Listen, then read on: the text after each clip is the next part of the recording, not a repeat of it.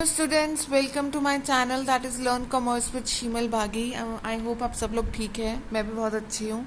ठीक है, तो आज हम आए हैं अपनी next part of the video. कौन सी वीडियो जो हम कर रहे थे गेम थ्योरी के साथ कर रहे थे बच्चे। तो आइए देखते हैं हम गेम थ्योरी में हम क्या क्या कर चुके हैं ऑलरेडी। चैप्टर का ओवरव्यू देती हूँ। हमने सबसे पहले क्या किया था, first part of the video में हमने किया था बेसिक कंसेप्ट्स और प्योर स्ट्रैटेजी का मतलब समझा था। और प्योर स्ट्रैटेजी में हमने कौन सा मेथड कर लिया था, minimax and the max principle कर लिया था। आई होप आप सब लोगों ने उसकी वीडियो देख ली होगी। उसके बाद हमने second part of the video में क्या किया था, methods of the mix strategy का हमने डिस्कशन स्टार्ट कर दिया था। ठीक है ना, हमने मीनिंग समझा था मिक्स स्ट्रैटेजी होती क्या है और उसका पहला मेथड भी करा था। मैं आपको बता दूं बच्चे, ऑड मेथड को अर्थमेटिक मेथड या फिर शॉर्टकट मेथड भी बोला जाता है। इन केस अगर आपको ये वाला मेथड नहीं है बोलते डायरेक्टली ये या ये बोलते, तो इसका मतलब क्या है कि आपको ऑड मेथड ही लगाना है। आई होप आपको अब क्लियर हो गया होगा। ठीक है, थर्ड पार्ट में हमने क्या किया था, डोमिनेंस किया था। ठीक है, जहाँ पे हम क्या करते थे, रोज इनइफेक्टिव रोज और कॉलम को क्या करते थे, डिलीट करते थे। और फोर्थ में हमने क्या किया था, सब गेम मेथड किया था, जिसकी मैट्रिक्स क्या होती थी बच्चे, 2 × n या फिर m × 2 होती थी। आई होप आपको ये सब कुछ याद है। और नेक्स्ट लास्ट क्लास में हमने क्या किया था, इक्वल गेन मेथड, जिसको क्या बोला जाता है, प्रोबेबिलिटी मेथड भी बोला जाता था। और ये हमेशा क्या होती थी, 2 × 2 मैट्रिक्स होती थी। तो आज हम क्या आए हैं, नेक्स्ट वीडियो के साथ आए हैं। ठीक है, six part of the video क्या आए हैं, वो कौन सी है, एल्जेब्रिक मेथड। ठीक है ना। तो क्या मैम एल्जेब्रिक मेथड कुछ डिफरेंट है other than these other methods like 1, 2, 3, 4 and 5? क्या ये बाकी चारों से क्या है, डिफरेंट है? नहीं बच्चे, सिमिलर है to the equal gain method. जैसे कि आपको याद होगा, हमने इक्वल गेन को प्रोबेबिलिटी मेथड भी बोला जाता है। ठीक है ना, तो ये एल्जेब्रिक मेथड भी क्या है, एक तरह का क्या है, प्रोबेबिलिटी मेथड ही है। यहाँ पे भी आप क्या लगा रहे हो, प्रोबेबिलिटीज ही लगा रहे हो। बट जो इकलौता डिफरेंस है इन दोनों में, इक्वल गेन और जो इकलौता डिफरेंस है इन दोनों में, वो क्या आता है, इक्वल गेन ने हमेशा कौन सा किया था, 2 × 2 मैट्रिक्स किया था। इन केस अगर आपको 3 × 3 मैट्रिक्स दी हो, तो आप कौन से मेथड से सॉल्व करेंगे, वो क्या होगा, एल्जेब्रिक मेथड। मैम क्या हम 3 × 3 मैट्रिक्स को डोमिनेंस मेथड से नहीं कर सकते? बिल्कुल कर सकते हैं। ठीक है ना, अगर मैं बोलूं कि हमारा जो 3 × 3 मैट्रिक्स है वो डोमिनेंस से भी सॉल्व नहीं हो रहा है, ठीक है ना, तो वो कौन से मेथड से सॉल्व होगा, वो कौन से मेथड से होगा, एल्जेब्रिक मेथड से होगा। तो आई होप अब आपको डिफरेंस क्लियर हो गया कि एल्जेब्रिक मेथड हम क्यों कर रहे हैं। कहते हैं कि अगर 2 × 2 मैट्रिक्स, तो या तो अगर 2 × 2 दिया ही होगा, फिर तो हम ऑड से भी कर सकते हैं और इक्वल गेन से भी कर सकते हैं।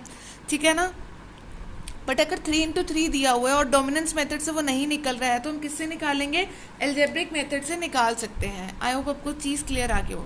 तो आइए एल्जेब्रिक मेथड को हम क्या करते हैं, शुरू से शुरू करते हैं। इसके स्टेप्स थोड़े से कॉम्प्लिकेटेड है, मुश्किल नहीं बोला, थोड़े से कॉम्प्लिकेटेड हैं। ठीक है ना, समझ के करोगे तो ईजी लगेगा। ठीक है ना, बट इस क्वेश्चन को करते वक्त अगर कोई आपको बुलाए तो उसकी किसी पर्सन की भी बात क्या आपने नहीं सुननी, अनसुना कर देना उसको। ठीक है ना, वो बुलाएगा, आपका दिमाग भटकेगा तो आंसर गलत हो जाएगा। ठीक है ना, इक्वेशंस बनानी होती है, तो कोई बुलाए तो उसको नहीं सुनने का, नहीं जाने का वहाँ पे। ठीक है ना, तो करते हैं एल्जेब्रिक मेथड। तो एल्जेब्रिक मेथड को सबसे पहले सॉल्व करने का तरीका, मैम क्या हमें सैडल पॉइंट दिखाना पड़ेगा कि इसका कोई सैडल पॉइंट नहीं निकला है? बिल्कुल दिखाना पड़ेगा बच्चे। तो एज इन दिस केस तुम्हारा फर्स्ट में क्या है, मिनिमम रो कौन सी आती है, -2। सेकेंड में तुम्हारी मिनिमम कौन सी आती है, -3। थर्ड में तुम्हारी कौन सी आती है, -1 छोटा होता है कि -4 छोटा होता है? मैम -4 छोटा होता है। जिन्होंने -1 बोला है वो गलत है, -4 ज़्यादा छोटा होता है। न्यूमरिक सिस्टम में चले जाओ, -1, -2, -3, -4। ठीक है ना, तो -4 छोटा होता है। अब कॉलम वाइज में कॉलम मैक्सिमम देखें, कॉलम मैक्सिमम क्या है, 3। ठीक है, यहाँ पे मैक्सिमम क्या है, 4, और यहाँ पे मैक्सिमम क्या है, 2। हम यहाँ पे अब लिख सकते हैं कि since there is no saddle point and also dominance method does not apply, we will apply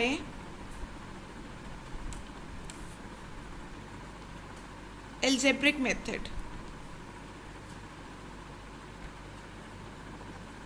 ठीक है। डोमिनेंस मेथड से मैंने ऑलरेडी करके देखा था, नहीं निकलता है। अगर क्वेश्चन में आपको दिक्कत आती है, आप डोमिनेंस मेथड से पहले ट्राई कर सकते हैं। इनकेस वहाँ से नहीं निकलता है, कोई रिड्यूस नहीं होती है कॉलम्स या फिर रोज, तो आपको क्या है, अलजेब्रिक मेथड लगाना पड़ेगा। ठीक है, इतना क्वेश्चन आपको समझ आता है। इसके बाद क्या आता है आपका असली क्वेश्चन, क्या होता है, स्टार्ट होता है, असली क्वेश्चन स्टार्ट होता है। तो अब तुमने क्या करना है, मैं दोबारा से इस क्वेश्चन को क्या लिख रही हूँ, एक बार ही लिख रही हूँ। ठीक है, साफ सुथरा लिख रही हूँ ताकि हम क्वेश्चन को क्या कर सकें, स्टार्ट कर सकें। 4 0 -4 -2 1 and 2, ये मैंने कर दिया। ये प्लेयर ए है, ये प्लेयर बी है, ये उसकी 1 स्ट्रैटेजी, ये उसकी 2, ये इसकी 3 स्ट्रैटेजी। ठीक है, मैंने जर्नली लिख दिया है। ठीक है, अब हम क्या कर रहे हैं, क्वेश्चन स्टार्ट कर रहे हैं। क्वेश्चन हमने स्टार्ट कर दिया। अब तुमने क्या करना है, सबसे पहले तुमने क्या करना है, ए के पॉइंट ऑफ व्यू से सोचना है। प्लेयर ए के पॉइंट ऑफ व्यू से सोचना है। मैंने बोला अगर प्लेयर ए चूज़ करता है फर्स्ट स्ट्रैटेजी को, तो हम क्या करते हैं, इसको एज अ P1 ट्रीट करते हैं। Let the probability of selecting first strategy by the player ए क्या है, P1। अगर ए सेकेंड स्ट्रैटेजी को चूज़ करता है तो P2 ले लिया मैंने, और यही अगर थर्ड को करता है तो क्या ले लिया, P3। क्लियर। और सिमिलरली अगर प्लेयर बी फर्स्ट स्ट्रैटेजी को चूज़ करता है Q1, बी अगर सेकेंड स्ट्रैटेजी को चूज़ करता है Q2, और बी अगर थर्ड स्ट्रैटेजी को करता है तो Q3। ठीक है ना, ये आपने पेपर में लिखना है। कैसे लिखना है मैं बता देती हूँ। Let P1 the probability of player A selecting strategy 1। ठीक है ना, सिमिलरली P2 क्या आएगा, स्ट्रैटेजी 2। सिमिलरली P3 क्या आएगा, सेम स्ट्रैटेजी 3rd। और Q1 of player be selecting the strategy 1, Q2 क्या आएगी, सेकेंड स्ट्रैटेजी, एंड Q3 क्या आएगी, पूरी थर्ड स्ट्रैटेजी। ये आपको क्या होगा, पेपर में आपको लिखना पड़ेगा। ठीक है, जैसे ही आप कर लेते हो, अब आपने क्या करना है, देखना आगे आपने क्या करना है। ठीक है, मैं आपका क्वेश्चन ऊपर दोबारा लिख रही हूँ ताकि आपको बार बार पीछे ना जाना पड़े। ठीक है, 3 -3 1 4 0 -4 -2 1 2। ठीक है, आइए अब मैंने क्या कर लिया, क्वेश्चन लिख लिया है। क्वेश्चन क्या कर लिया, मैंने लिख लिया है। ठीक है, क्वेश्चन मैंने लिख लिया। अब क्या करेंगे, हम क्या करेंगे जी, हम क्वेश्चन सॉल्व करेंगे। इसके कुछ मेथड्स हैं, ठीक है ना, तो वो देख लेना। ये P1 है, ये P2 है, ये क्या है, P3 है, जैसे कि आपको क्लियर है। अब हमने क्या करना है, सबसे पहले प्लेयर ए के पॉइंट ऑफ व्यू से देखना है। तो एक्सपेक्टेड पे ऑफ स्ट्रैटेजी ऑफ ए। तुमने क्या देखना है, पे ऑफ स्ट्रैटेजी ऑफ ए देखनी है, पे ऑफ स्ट्रैटेजी ऑफ ए। ठीक है ना, ये प्लेयर ए की स्ट्रैटेजी है 1 2 और 3। इसकी प्रोबेबिलिटी 1 की क्या आती है, P1, 2 की क्या है, P2, और P3 की क्या, स्ट्रैटेजी 3 की क्या है, P3। मैम इतना तो हमें आता है। अब आगे बोलें, हमने क्या बनानी है, इक्वेशंस बनानी है। ठीक है ना, तो ये देखें, अगर ए स्ट्रैटेजी करता है इस पूरी की स्ट्रैटेजी, पे ऑफ मैट्रिक्स क्या है, पे ऑफ मैट्रिक्स किसका है, ए का है। मतलब अगर बी चूज़ कर रहा है, ये अपनी स्ट्रैटेजी 1 को चूज़ कर रहा है, तो पे ऑफ मैट्रिक्स ऑफ ए क्या होगा, ये हमने पुरानी वीडियोस में समझ लिया था, इसका मतलब क्या होता है। ठीक है ना, तो पे ऑफ मैट्रिक्स ऑफ ए क्या बनता है, 3 × P1 -3 × P2 1 × P3। क्लियर, ये हमने क्या बनाई है, इक्वेशन बनाई है। 3 × P1 -3 × P2 plus 1 × P3, equation 1 बन गई है। अब प्लेयर बी अगर सेकेंड स्ट्रैटेजी को चूज़ करता है तो ए का पे ऑफ मैट्रिक्स क्या होगा, वो देख लें। 4P1 plus 0P2 -4P3। ये क्लियर है, 4P1 0P2 -4P3। I hope ये भी आपको क्लियर है। ठीक है, उसके बाद हमने क्या लिखना है, अगर प्लेयर बी थर्ड स्ट्रैटेजी को चूज़ करता है तो प्लेयर ए की पे ऑफ मैट्रिक्स क्या होगी, -2P1 plus 1P2 plus 2P3। ये क्या आती है, हमारी थर्ड आती है। ठीक है, आई होप ये क्लियर है। इतना क्लियर है? अब तुमने क्या करना है, now you have to equate. किसको इक्वेट करना है? पहले तुमने फर्स्ट एंड सेकेंड कॉम्बिनेशन को करना है, ठीक है, पहली और दूसरी को करना है, और पहली और तीसरी को करना है, ठीक है। इक्वेशंस को तुमने इक्वेट करना है, ठीक है। इसको ऐसे लिख सकते हैं हम क्या? ध्यान से देखिए मैं कैसे लिख रही हूँ, ध्यान से देखिए मैं कैसे लिख रही हूँ।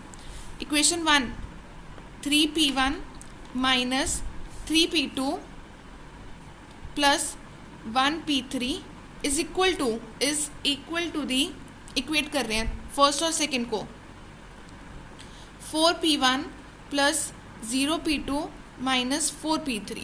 अब हमने क्या करना है, इस इक्वेशन को सिंपली क्या करना है, सॉल्व करना है, ठीक है। 3p1 देखिए, ध्यान से देखें, 3p1 ये इधर चला जाएगा, माइनस 4p1 माइनस 3p2, ये भी क्या चला गया, माइनस 0p2, ठीक है, प्लस 1p3,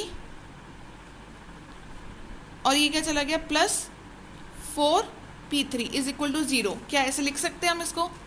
जी बिल्कुल। ये वाली इक्वेशंस को मैं क्या करके आई, बेसिकली मैं यहाँ पे ले गई, 4 यहाँ पे प्लस था तो यहाँ पे माइनस हो गया, यहाँ पे प्लस 0 तो यहाँ पे माइनस हो गया, यहाँ पे माइनस है तो यहाँ पे क्या हो गया, प्लस 4 हो गया। अब ये देखो आप इक्वेशंस बन गई हैं, मैंने इनको क्या करना है, सॉल्व करना है।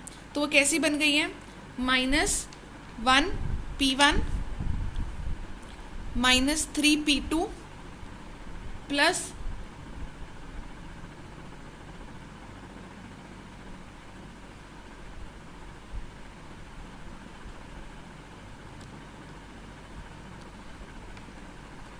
ये आपका बच्चे -1 था, ठीक है, ये -1 है, -1 आ गया तो ये कितना बन गया, प्लस 3p3, ठीक है, इज इक्वल टू 0। ये तो तुम्हारी इक्वेशन बनी है by equating first and second row. ये इसको क्या डिनोट कर दो, फोर्थ से डिनोट कर दो, फोर्थ से क्या कर दो, डिनोट कर दो, फोर्थ से क्या कर दो, डिनोट कर दो। मेरे को एक ना बच्चे वो लेने दो,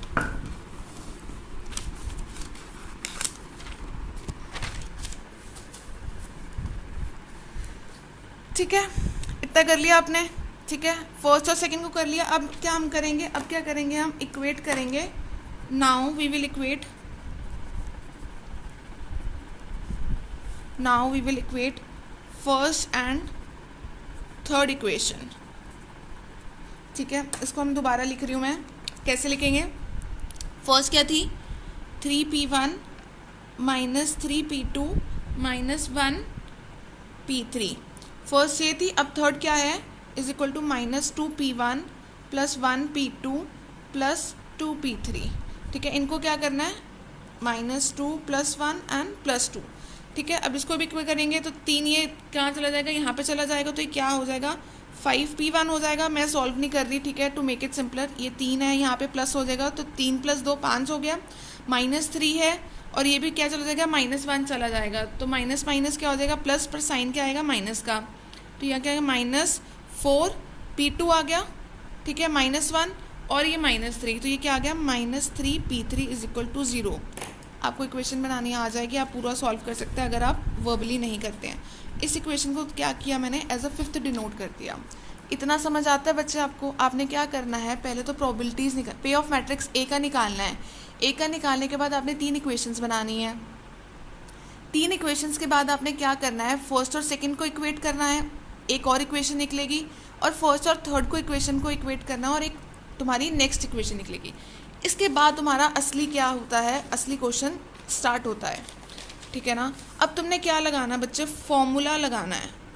फॉर्मूला लगाना है जिसको किस नाम से डिनोट किया जाता है, 2 3 1 2 का फॉर्मूला, 2 3 का 4, ठीक है ना, 2 3 1 2 है, ठीक है, 2 1 2, 1 2 3 4 5 6 7 8, ठीक है। तो ये वाला है फॉर्मूला। तो इसको तुम क्या कर सकते हैं, सिंपली लिखें ऐसा, 2 3 1 एंड 2। तुमने क्या देखना है, ये तुम्हारा जैसे देखो, प्रोबेबिलिटी ऑफ 1 इक्वेशन की, सेकंड की, थर्ड की, फर्स्ट सेकंड एंड थर्ड, तुम्हें वैल्यूज दी हुई हैं 1 2 एंड 3, 1 2 एंड 3। अब तुमने क्या करना है, इन्हीं इक्वेशंस को क्या करना है, आराम से यहाँ पे लिख लेना है। कैसे लिखना है, यहाँ पे लिख लेना है। 2 की वैल्यू क्या है, 2 की वैल्यू क्या है यहाँ पे, मैंने बोला 2 की वैल्यू यहाँ पे क्या है, आपने बोला -3, इसको क्या करो -3 यहाँ पे लिख लो, और नीचे वाली इक्वेशन में 2 की वैल्यू क्या है -4। इतना समझ आया मैंने क्या किया? मैंने पूछा 2 की वैल्यू, प्रोबेबिलिटी ऑफ 2 की वैल्यू क्या आती है, आपने बोला -3, मैंने यहाँ पे लिख लिया। और सेकेंड इक्वेशन की 2 की वैल्यू क्या है 4, वो भी मैंने लिख लिया। ठीक है, थर्ड की क्या है, P3 की वैल्यू क्या है 3, और P3 की वैल्यू क्या है -3। मैम आपने ये कैसे लिया बच्चे? ये फॉर्मूला है 2 3 1 2। वो जो बोलेगा, जिस इक्वेशन की, जिस प्रोबेबिलिटी की आपने वैल्यूज़ लेनी है, आपने उसी की लेनी है।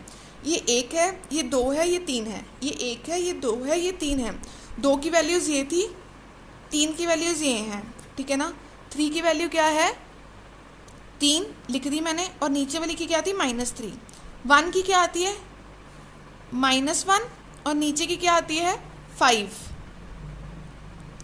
और दोबारा से 2 की वैल्यू क्या है -3 एंड -4। आई होप आपको 2 3 1 2 का टेबल आ गया हो, ठीक है ना। आपने सिर्फ क्या करना है, जो भी प्रोबेबिलिटीज़ की वैल्यूज़ हैं 2 3 1 2, उसको क्या लिखना है, उनकी वैल्यूज़ क्या करनी है, यहाँ पे पुट करनी है। जैसे ही आप पुट कर देते हो, आपने क्या करना है, क्रॉस मल्टीप्लाई करना है। क्या करना है, क्रॉस मल्टीप्लाई करना है। क्रॉस मल्टीप्लाई किया, अब देखें कैसे करना है, इसको लिखना कैसे है, ये देखें इसको लिखना कैसे है, ये देखें। P1 ये क्या आता है, P1 P2 एंड P3, ठीक है ना। P1 कैसे आया, आप लिखें, देखें P1 कैसे आया, -3 इंटू -3, -3 इंटू, डॉट को मैं किससे डिनोट कर रही हूँ -3, ठीक है। माइनस का साइन डालते हैं, -3 इंटू -3 -4 इंटू 3, ठीक है ना। रेशियो P2 की वैल्यू 3 इंटू 5 -3 इंटू -1, ठीक है। रेशियो P रेशियो 3, ठीक है। -1 इंटू -4 -5 इंटू -3। इतना क्लियर आया? मैंने क्या किया, इसको इसके साथ मल्टीप्लाई किया, इसको इसके साथ माइनस किया, और दोनों को क्या कर दिया, माइनस कर दिया। -3 इंटू -3 यहाँ पे लिख दिया, माइनस का साइन, -4 इंटू 3 यहाँ पे। सिमिलरली इसको इसके साथ मल्टीप्लाई किया, बीच में माइनस का साइन, और फिर इसको इसके साथ मल्टीप्लाई किया, यहाँ पे लिख दिया। उसके बाद क्या किया मैंने, -1 इंटू -4 कर दिया, माइनस का साइन, और बाद में क्या, इनको। अब तुमने क्या करना है, इसको सॉल्व करना है। P1 कितना आता है तुम्हारा, ये तुम्हारा आता है 21। 3 इंटू 3 क्या आ जाएगा तुम्हारा बच्चे, ठीक है। ये तुम्हारा क्या आएगा P2, 5 इंटू 3 15, 15 माइनस, ये आपका क्या आ जाएगा, प्लस का साइन आ जाएगा, माइनस क्या आ जाएगा 15 -3 आ जाएगा, ठीक है ना। ऐसे तुम खुद सॉल्व कर सकते हो। और सिमिलरली P3 क्या आ जाएगा, यहाँ पे ये आ जाएगा 19, ठीक है। इतना क्लियर आता है, ये समझ आ गया तुम्हें कैसे आया? आई होप इट्स क्लियर, ठीक है ना।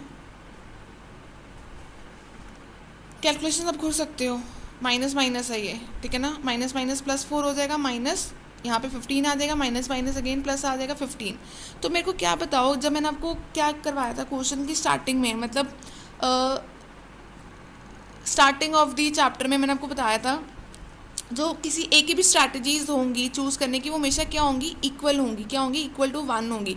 तो मतलब इस केस में भी क्या मैम, P1 + P2 + P3 क्या होगा, हमेशा इक्वल टू 1 होगा। जी बिल्कुल।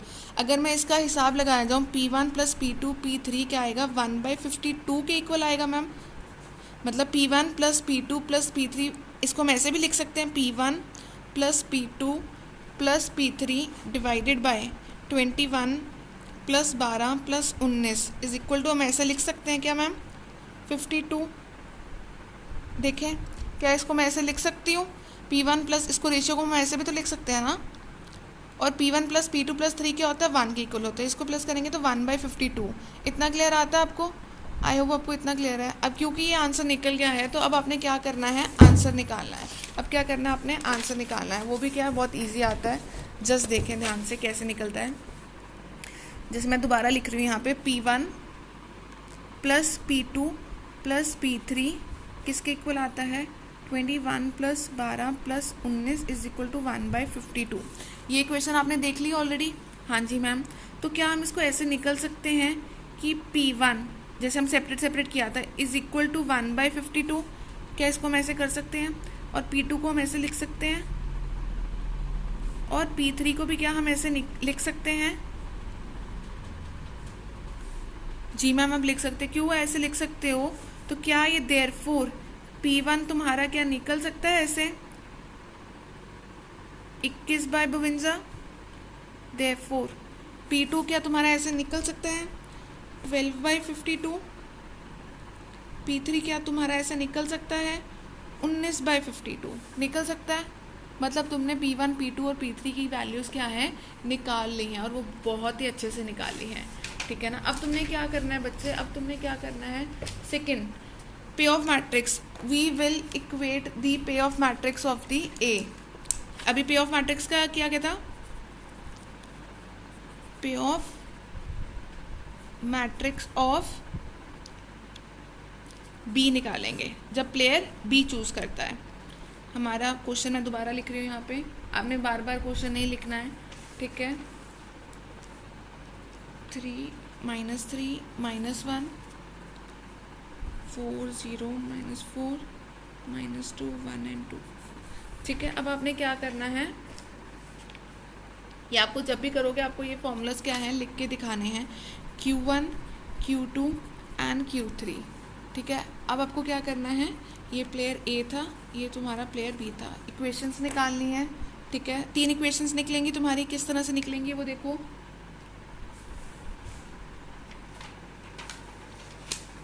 ये देखो किस तरह से निकलेंगी तुम्हारी। सबसे पहले तुमने क्या लिखना है, 3Q1, देखें 3Q1 + 4Q2 - 2Q3 1, इसको वो 5th निकल गई थी ना, ये 6th इक्वेशन दे दें, ठीक है।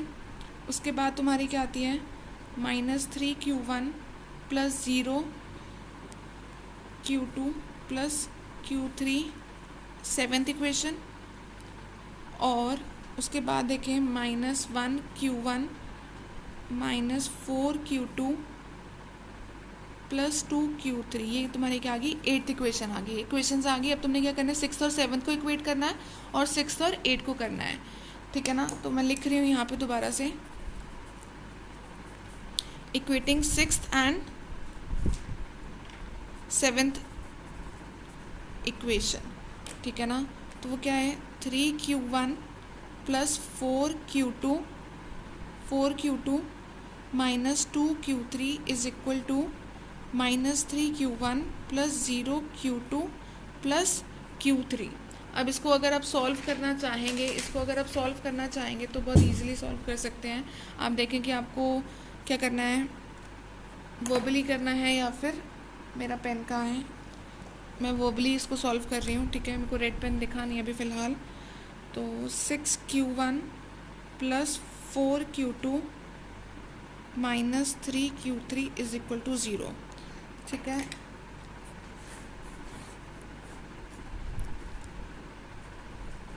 नाइन्थ इक्वेशन बनती है हमारी, ये क्या बनती है, 9th इक्वेशन बन जाती है, ठीक है। और अगर मैं क्या कर रही हूँ, इक्वेटिंग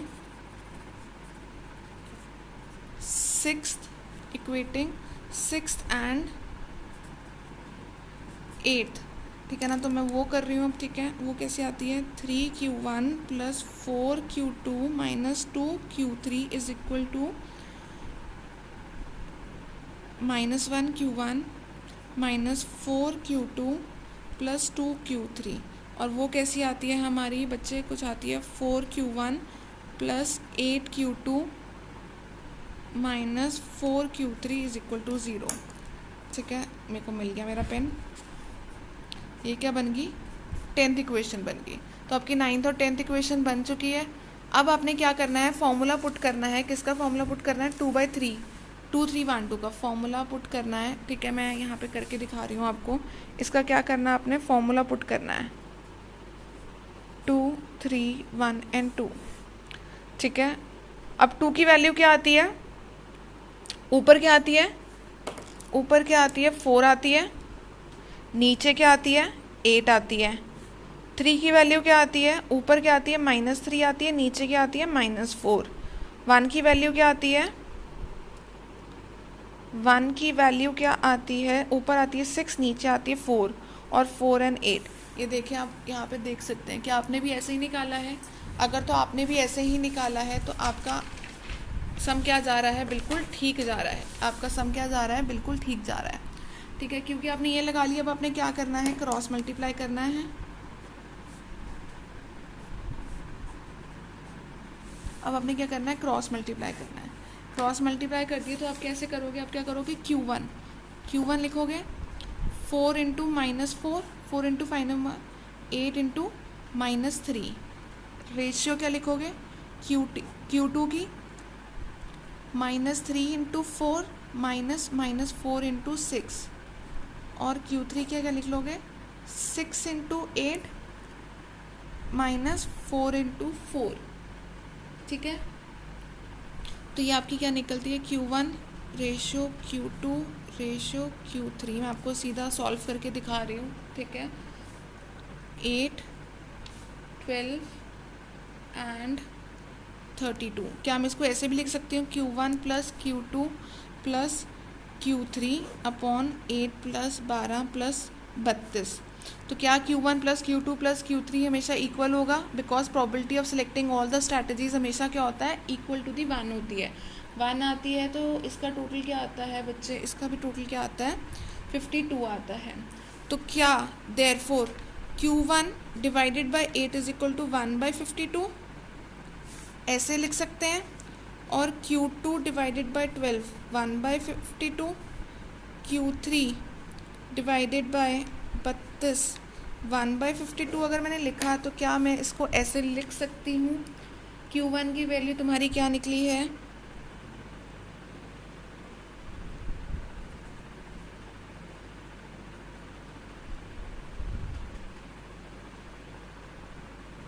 8/52।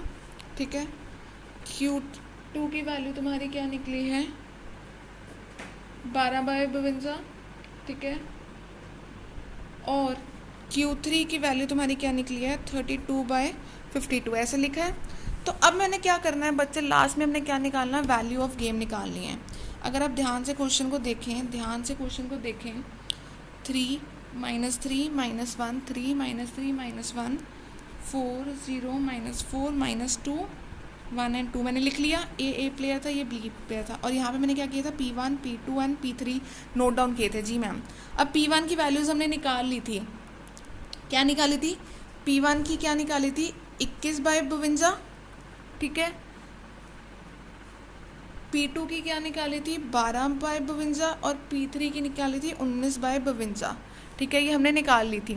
मैं इसको क्या कर रही हूँ, हमेशा जब भी आपने वैल्यू ऑफ गेम निकालनी ना, ट्राई करना कि इसको तुम क्या कर लो, पॉइंट्स में कन्वर्ट कर लो, क्योंकि कैलकुलेटर्स तुम्हारे पास होंगे। इसको अगर फ्रैक्शन में करोगे तो मे बी डिफिकल्ट हो जाता है, पॉइंट्स में कैलकुलेटर में करना बहुत ईजी रहता है।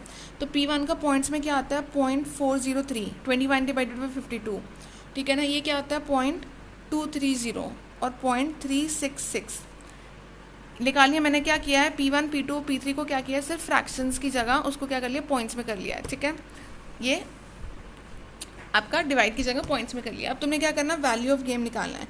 वैल्यू ऑफ गेम जैसे तुम 2 × 2 निकालते थे ना, वैसे ही निकलता, ऑड मेथड की जगह, ऑड मेथड की तरह ही तुम्हारा क्या वैल्यू ऑफ गेम निकलेगा। ध्यान से देखना, 3 × 0.403 प्लस -3 × 0.230 प्लस -1 × 0.366। क्या मैं इसको टोटल करूँगी, क्या मैं इसका टोटल करूँगी कभी कैलकुलेटर में? नहीं बच्चे, क्योंकि मेरे को पता है इन तीनों का सम हमेशा क्या आता है, इक्वल आता है। तो मैंने सीधा बिना कैलकुलेटर के मैं क्या लिख रही हूँ, 1 ही लिख रही हूँ। ठीक है ना, तो इसका क्या आता है बच्चे, 1.209 माइनस 0.69 माइनस 0.366 डिवाइडेड बाय 1।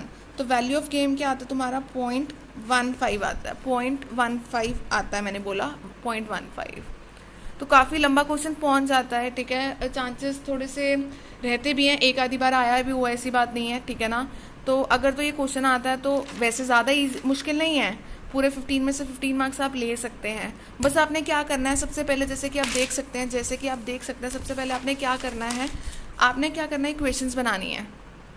आपने क्या करना है, इक्वेशंस बनानी है, उसको क्या करना है, इक्वेट करना है। जैसे आप इक्वेट करते हो उसको क्या करना, फॉर्मूला लगा देना 2 3 1 2 का, ठीक है ना, प्रोबेबिलिटी 1 प्रोबेबिलिटी 3। जैसे आप फॉर्मूला लगाते हैं आपकी वैल्यूज़ क्या आ जाएंगी, P1 P2 और P3 की आती। इसी तरह जैसे कि आपने पे ऑफ मैट्रिक्स ऑफ ए का निकाला, जब प्लेयर बी क्या है स्ट्रैटेजीज को चूज़ करता है, सिमिलरली आपने क्या करना है, पे ऑफ मैट्रिक्स ऑफ बी निकालना है जब प्लेयर ए क्या है अपनी स्ट्रैटेजीज को चूज़ करता है। तो वो भी निकल जाएंगी क्वेश्चंस, वो निकलेंगी तो आपने दोबारा से क्या करना है, इक्वेट करना है। इक्वेट करोगे तो दोबारा से 2 3 1 2 का फॉर्मूला लगाना है, और 1 के लगाते हैं आपका क्यू की वैल्यूज़ भी आ जाएंगे। जैसी पी और क्यू की वैल्यूज़ आती हैं आपने क्या करना है, लास्ट में वैल्यू ऑफ गेम निकाल देना है। इसी से तुम्हारा क्या है बच्चे, एल्जेब्रिक मेथड भी क्या है, जो एक तरह का प्रोबेबिलिटी मेथड है 3 into 3 मैट्रिक्स का, वो ख़त्म होता है।